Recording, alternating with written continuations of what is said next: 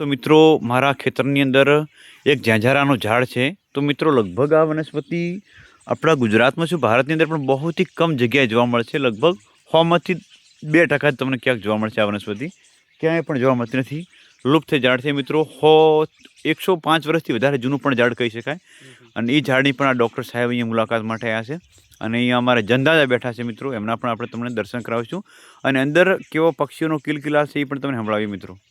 હા, અહીંયા આવ્યા છે, તમે જુઓ આ લેઝારાનું ઝાડ છે અને ખૂબ જ જૂનું ઝાડ છે મિત્રો। અમે નાના જ્યારે હતા ત્યારે અમારી પાસે મોબાઈલ નહોતા મિત્રો, અમારી પાસે ગેમ રમવાના સાધન અત્યારે જે બાળકો હે હા મિત્રો, તો એ અત્યારે જે મિત્રો બાળકો મોબાઈલ રમે છે, જે મોબાઈલની ગેમ રમે છે, અને અમે મિત્રો મેદાનની ગેમ રમતા।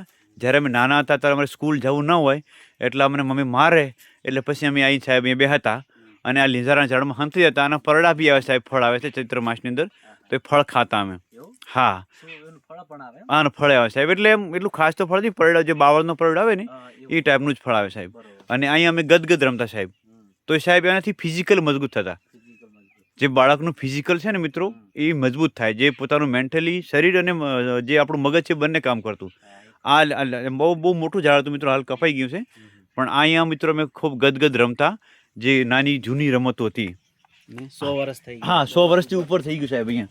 હા, તો અહીંયા મોટા મોટા બહુ સાહેબ અહીંયા સરસ એવી જગ્યા છે।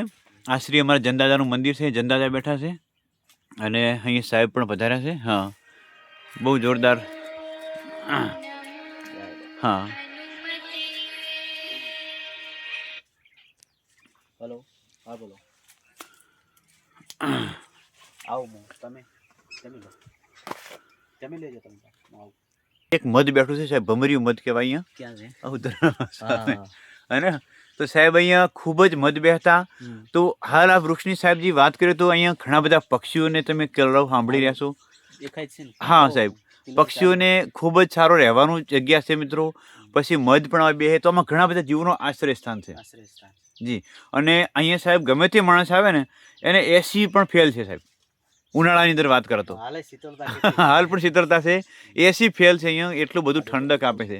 ઉપર આખું ઝૂંપડી ટાઈપ ઝૂંપડી ટાઈપ છે મિત્રો, બિલકુલ ઝૂંપડી ઝાડી, એક જ વૃક્ષ છે પણ આખું ઝાડી છે। અને આ વૃક્ષ સાહેબ ખાસ ઊંચું જતું નથી, આમ નીચે જમીન લેવલમાં સ્પર્શ કરે છે આ। હા હા, તો બહુ મસ્ત છે મિત્રો। સાહેબશ્રીએ અમારા ખેતરની પણ મુલાકાત લીધી આજે, અનેક વૃક્ષોની મુલાકાત કરાવી, હે ને? આજ તો બહુ આનંદ, આજનો દિવસ સફળ જ જી સાહેબ, હા હા બહુ સરસ એમ કે આ લેઝારાનું ઝાડ છે।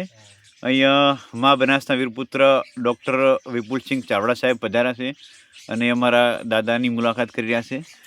તો મિત્રો એક આપણે વાત કરીએ તો આ ઝાડ પણ સુરક્ષિત ન રહ્યું હોય, કેમ કે દાદા બેઠા છે। તો સાહેબજી માણસ તો ભગવાન થોડો બિયાય તો ભગવાનની બીકથી સાહેબ ઝાડ ન કાપે।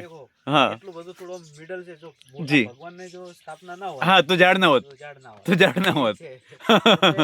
હા, એવું કઈ તો લાગે જ્યાં તમને લાગે જી, ખતરા છે વૃક્ષ, તો એ ભગવાન બેહાડી દો, ભગવાનને બહાર દેવા અહીંયા તો ભગવાનને બેહાડી દો। એક શ્રીફળ બોધો, એક ચંદ્રો વેઠો, ગમે તે હનુમાનને બેહારો, ગમે તેને બેહારો, ગમે તે સ્થાપના કરી દેવાય। ગોગાને બેહાડી દો, ગોગો ચાલે સૌથી બેસ્ટ તો ગોગાને બેહાડી દો એમ કે, હા ને, તો તમારો ઝાડ સુરક્ષિત રહી જાય।